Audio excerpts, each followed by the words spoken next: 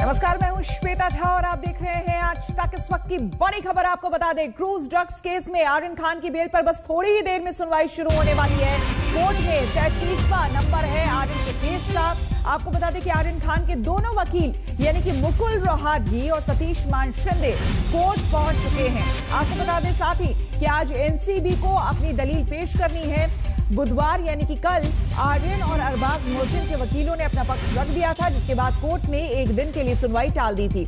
आज आर्यन खान के लिए बेहद अहम दिन है। अगर 2 दिन में उन्हें जमानत नहीं मिली तो दिवाली उन्हें जेल में ही काटनी पड़ेगी। तो आपको बता दें 2:30 बजे का वक्त है, 2:30 बज चुके हैं और थोड़ी ही देर में आर्यन खान की बेल को लेकर सुनवाई जो है वो यहां पर शुरू होने वाली है। आपको बता दें कि कल बचाव पक्ष के वकीलों ने अपनी अपनी दलीलें पेश कर दी थी और अब एनसीबी की बारी है। आज एनसीबी को अपनी दलील पेश करनी है। एनसीबी के वकील ने साफ तौर पर कल ही कह दिया था कि उन्हें मात्र 1 घंटे का वक्त चाहिए। इससे पहले आपको बता दें कि ब्रेक से पहले हमने अपने संवाददाता से बात की थी। उन्होंने साफ तौर पर बताया था कि 36वां नंबर इस वक्त कोर्ट में चल रहा है, जिस पर सुनवाई चल रही है। यानी कि ठीक 2:30 बजे के बाद जैसे ही फिर से कोर्ट जो है शुरू होता है, क्योंकि लंच ब्रेक बीच में होता है और लंच ब्रेक के बाद जैसे ही कोर्ट में सुनवाई शुरू होती है कोर्ट रूम में, तो वो 37वां नंबर आर्यन खान के ही केस का होगा जिस पर सुनवाई शुरू होगी। बहुत संभव अगर आधा घंटा और हम जोड़ लें तो 3 बजे से 4 बजे तक के बीच में सुनवाई हो जानी चाहिए। मुस्तफा शेख हमारे संवाददाता हमारे साथ जुड़ गए हैं ज्यादा जानकारी के साथ। साथ ही साथ अरविंद ओझा भी हमारे साथ हैं। लेकिन सबसे पहले मुस्तफा, आपसे जानना चाहेंगे और कितनी देर में सुनवाई शुरू होने वाली है? बस थोड़ी देर में लंच के बाद कोर्ट सेशन में आएगा। उसके बाद विद्या हमारी जो संवाददाता है वो बता रही थी कोर्ट से कि कुछ मैटर्स हैं जो पीछे रखे गए थे उन्हें सुना जाएगा, लेकिन उसके 5 से 10 मिनट में पोस्ट लंच आर्यन खान के जो बेल हियरिंग है वो फिर से रिज्यूम हो जाएगी। और आज जो है वो नारकोटिक्स कंट्रोल ब्यूरो की तरफ से additional solicitor general Anil Singh को आर्ग्यूमेंट्स पेश करने हैं। याद रखिए कि 3 आरोपियों की बेल हियरिंग है, इसीलिए जो तीनों आरोपियों के डिफेंस लॉयर्स ने आर्ग्यूमेंट्स किए हैं उन सारे आरोपों को आप कह सकते हैं कि उस पर टिप्पणी रखनी पड़ेगी, उस पर रोशनी डालनी पड़ेगी और उसके खिलाफ अपने जो आर्ग्यूमेंट्स है वो एएसजी अनिल सिंह को पेश करने पड़ेंगे। सबसे महत्वपूर्ण बात यही रहेगी कि देखना है कि आज के आज अगर अनिल सिंह अपने आर्ग्यूमेंट्स खत्म करते हैं, रिजॉइंडर आर्ग्यूमेंट्स होते हैं, अगर बचाव पक्ष की तरफ से वो खत्म होते हैं, तभी ये संभावना है कि आज सेशन को कोर्ट की जो समय है वो खत्म होने तक या फिर कल के दिन ये फैसला आ पाए। क्योंकि बता रहे थे कि 30 तारीख तक कोर्ट शुरू तो है, लेकिन 30 तारीख को पिछले के पुराने केसेस भी कोर्ट को जो है वो निपटाने हैं वेकेशन के पहले, इसलिए ये मैटर रेगुलर बोर्ड पे ना सुन पाए। तो कल तक का समय एक तरह से दिख रहा है। अब देखना ये होगा कि क्या कल तक फैसला आ पाता है।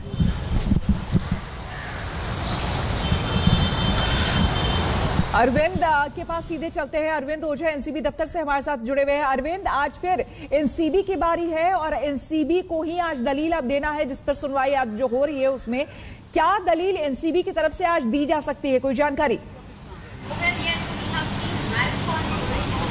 जी देखिए, मैं सबसे पहले बता दूं जो हमारी सहयोगी है विद्या, जो हाई कोर्ट में इस वक्त अंदर मौजूद है, उन्होंने जानकारी दी है कि जो नारकोटिक्स कंट्रोल ब्यूरो के वकील हैं एएसजी अनिल सिंह, वो भी अदालत में पहुंच चुके हैं। उसके अलावा जो आर्यन के वकील हैं मुकुल रोहतगी, वो भी पहुंच चुके हैं। अमित देसाई जो अरबाज के वकील हैं वो भी पहुंच चुके हैं।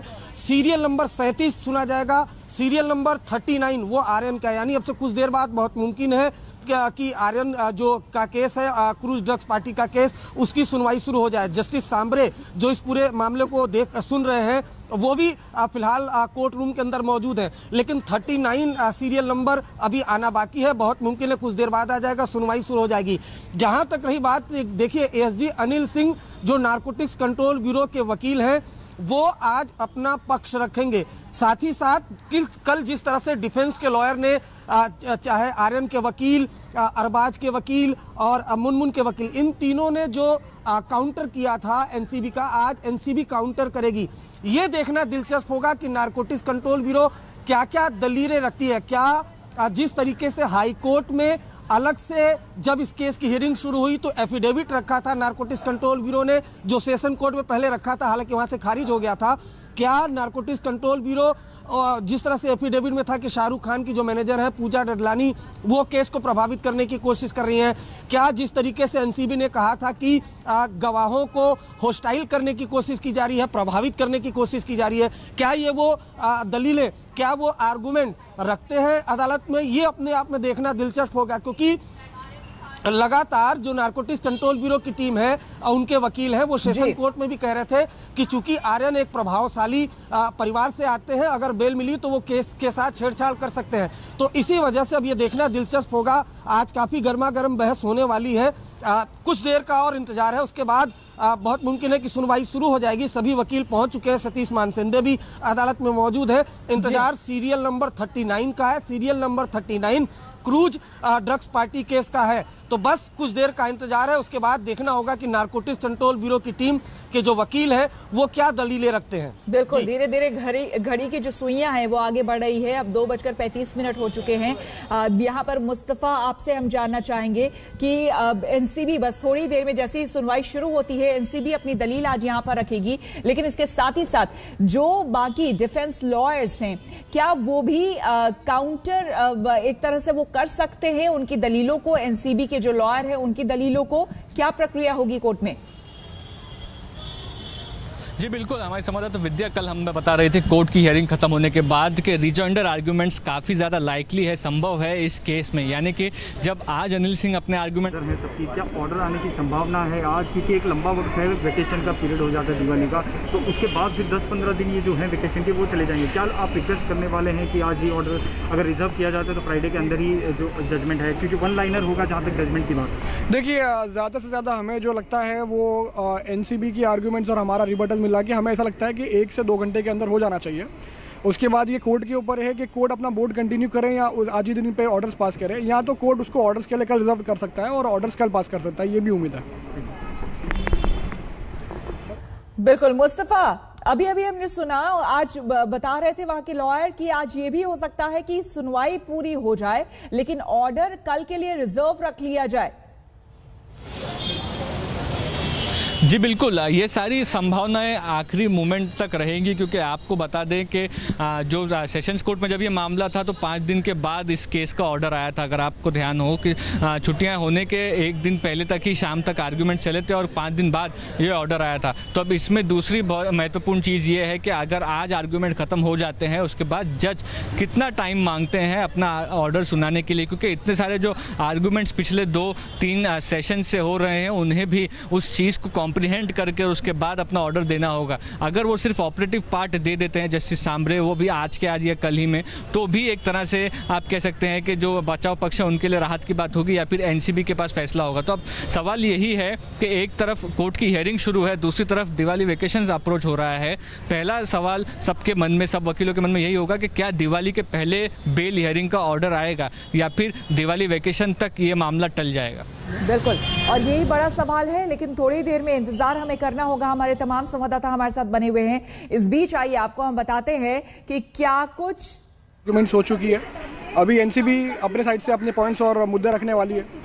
हम पूरी उम्मीद करते हैं कि आज जो है सफिशिएंट टाइम हमको जितना भी मिलेगा उस हिसाब से हम पूरी अपनी आर्ग्यूमेंट्स और काउंटर आर्ग्यूमेंट्स पूरी तरीके से हम अपनी वाइंड अप कंप्लीट करवा देंगे। पर सर कहीं ना कहीं ऑर्डर है, उसके ऊपर नज़र है सबकी, क्या ऑर्डर आने की संभावना है आज? क्योंकि एक लंबा वक्त है, वेकेशन का पीरियड हो जाता है दिवाली का, तो उसके बाद फिर 10-15 दिन ये जो है वेकेशन के वो चले जाएंगे। क्या आप रिक्वेस्ट करने वाले हैं कि आज ही ऑर्डर अगर रिजर्व किया जाता है तो फ्राइडे के अंदर ही जो जजमेंट है, क्योंकि वन लाइनर होगा जहाँ तक जजमेंट की बात? देखिए, ज़्यादा से ज़्यादा हमें जो लगता है वो एनसीबी की आर्ग्यूमेंट्स और हमारा रिबटल मिला के हमें ऐसा लगता है कि 1 से 2 घंटे के अंदर हो जाना चाहिए। उसके बाद ये कोर्ट के ऊपर है कि कोर्ट अपना बोर्ड कंटिन्यू करें या आज ही दिन पे ऑर्डर्स पास करें, या तो कोर्ट उसको ऑर्डर्स के लिए कल रिजर्व कर सकता है और ऑर्डर्स कल पास कर सकता है, ये भी उम्मीद है।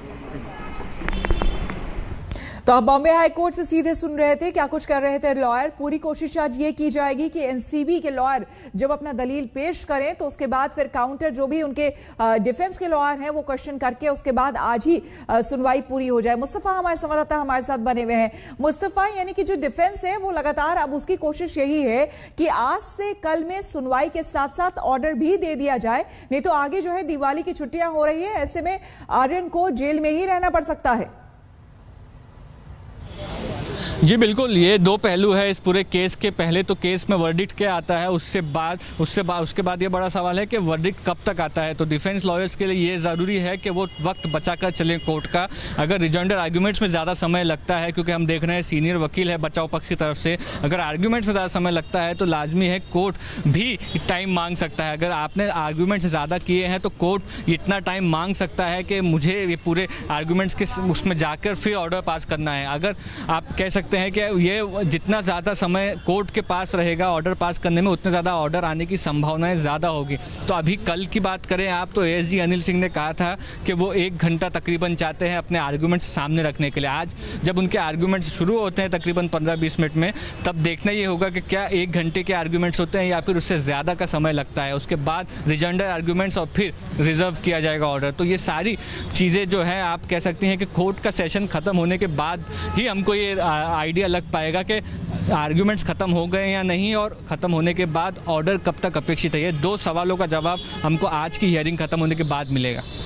बिल्कुल, अरविंद ओझा भी हमारे साथ बने हुए हैं। अरविंद, लगातार जिस तरह से हम देख रहे हैं शुरुआत से ही एनसीबी अपनी तरफ से दलीलें बार बार यही दे रही है कि अगर इस समय में, जबकि अभी कम समय हुआ है इस पूरे इन्वेस्टिगेशन को, अगर इस समय में इन लोगों को छोड़ा गया, चूंकि ये प्रभावशाली परिवार से आते हैं, तो इन्फ्लुएंस कर सकते हैं जो लोग हैं इस पूरे मामले में उनको। ऐसे में आज एक बार फिर से पुख्ता तौर पर यही बात एनसीबी के वकील जो है कोर्ट में रखेंगे।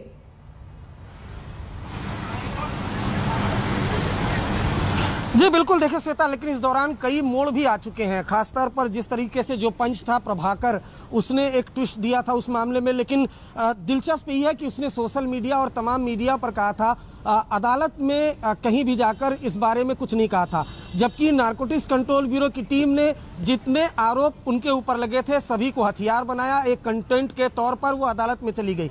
तो अब यही देखना होगा कि जो आज की बहस होती है उसमें क्या होता है। एक बात तो क्लियर है कि नारकोटिक्स कंट्रोल ब्यूरो जमानत का विरोध करेगी, जो निचले अदालत से लेकर सेशन कोर्ट तक में वो करती रही है और जमानत अर्जी खारिज होती रही है। तो सभी की निगाहें इसी बात पर है कि नारकोटिक्स कंट्रोल ब्यूरो क्या दलील देती है, क्या इस दौरान कुछ एक्स्ट्रा एविडेंस आए हैं चैट्स और रिकवरी के अलावा, तो क्या कुछ ये दलीलें देती है। खासकर जो 3 आरोपी हैं जिनकी जमानत पर सुनवाई हो रही है, क्या किस तरीके से वो उसको रिजेक्ट होना है या फिर बेल मिलेगी, मन्नत पूरी होगी, अपने बंगले जाएंगे या अथवा रोड जेल में बंद रहेंगे। तो इन तमाम चीज़ों पर जो डिपेंडेंट है वो है आज की सुनवाई पर, वो कितने लंबे चलती है। हालांकि जहां तक मुझे लगता है कि आज सुनवाई पूरी हो जानी चाहिए, उसके बाद देखना होगा कि जज क्या फैसला सुनाते हैं, क्या ऑर्डर। इंतजार करना होगा अरविंद, इस बात का इंतजार करना होगा। जैसे ही सुनवाई शुरू हो गई हम फिर से अपने संवाददाता के पास चलेंगे, लेकिन इस बीच आपको हम बता दें कि एक तरफ आर्यन का आज मुद्दा जो है काफी अहम है, सुनवाई वहां पर थोड़ी देर में शुरू होने वाली है बॉम्बे हाई कोर्ट में। दूसरी तरफ समीर वानखेड़े का मुद्दा जो है वो अपनी तरफ अलग ही है। ऐसे में डीडीजी एनसीबी के ज्ञानेश्वर सिंह से बात की है हमारे संवाददाता ने, और इस बीच आप देख सकते हैं कि कोर्ट में हलचल शुरू हो गई है। तस्वीरें हम आपको दिखा रहे हैं और यहां पर तमाम लॉयर्स मुकुल रोहतगी पहुंच चुके हैं। यहां पर आर्यन खान की तरफ से आपको हम बता दें डिफेंस लॉयर यहां पर पहुंच चुके हैं, और थोड़ी ही देर में, जैसा कि हम आपको बता रहे थे कि लंच ब्रेक के बाद सुनवाई शुरू होगी। और 39वां नंबर है क्रूज ड्रग्स मामले का, जिसमें आर्यन खान की बेल को लेकर, जमानत को लेकर आज सुनवाई होनी है। लेकिन आज सबसे पहले दलील एनसीबी की तरफ से दी जाएगी कि जमानत नहीं मिलनी चाहिए इस पूरे मसले को लेकर के, और उसके बाद फिर काउंटर किया जाएगा डिफेंस लॉयर्स की तरफ से। क्या क्या मुद्दों पर समीर वानखेड़े से पूछताछ की जाएगी, किस तरीके से ये इंक्वायरी आगे बढ़ेगी। हमारे साथ इस वक्त खुद ज्ञानेश्वर सिंह जी मौजूद है। सर, सबसे पहला सवाल, आपने कल, मैंने प्रेस कॉन्फ्रेंस आपकी देखी थी, केपी गोसावी का नाम लिया था, प्रभाकर साहिल का नाम लिया था, 2 आपके विटनेस आप कह रहे थे। उसमें से साहिल आपने कहा कि आ नहीं रहे और गोसावी को पुणे पुलिस ने अरेस्ट कर लिया है। अब आप उनसे कैसे पूछताछ कर रहे हैं? जहाँ तक साहिल की बात है, मैंने कल भी बोला था कि वो हमारे प्राइम विटनेस हैं, क्योंकि कंप्लेंट या एफिडेविट जो भी कह लीजिए वो उनकी तरफ से आए थे। तो प्राइमा फेसाई उन्हीं के एग्जामिनेशन के बाद हमारी इंक्वायरी अच्छी तरीके से आगे बढ़ पाएगी, तो उनका हमें इंतजार है। और कल मैंने मीडिया पे भी अपील की थी। गोसावी जी के बारे में मुझे पता चला है कि शायद पुलिस ने उनको डिटेन किया है, so we will take a call accordingly. एक पुख्ता सूचना हमारे पास आ जाए देन वी आप बात करेंगे पुणे पुलिस से रिक्वेस्ट भेजेंगे कि आपको भी उनसे we are just mulling over various options. क्या आपको कारण लगता है कि जिस तरीके से पिछले कुछ दिनों में एनसीबी की कार्रवाई इतने बड़े पैमाने पर सेंटर स्टेज पे आ गई है, क्रिटिसाइज हो रही है, अलग अलग तरीके से उस पर आरोप लग रहे हैं, किस तरीके से विजिलेंस इंक्वायरी उन सारे आरोपों को लेगी? देखिए, जांच एजेंसियों के लिए आरोप और प्रत्यारोप होना कोई नई बात नहीं है। जब भी इस तरह के सेंसिटिव केसेस होते हैं कुछ बातें उठती हैं, लेकिन एक प्रोफेशनल ऑर्गेनाइजेशन और ट्रांसपेरेंट वर्किंग के कारण हम लोगों ने सुओ मोटो कॉग्निजेंस लिया। ये तो सोशल मीडिया पर एफिडेविट आ रहा था, उसका कॉग्निजेंस लेके हमने इंक्वायरी की है ताकि जो सच है वो सामने आए।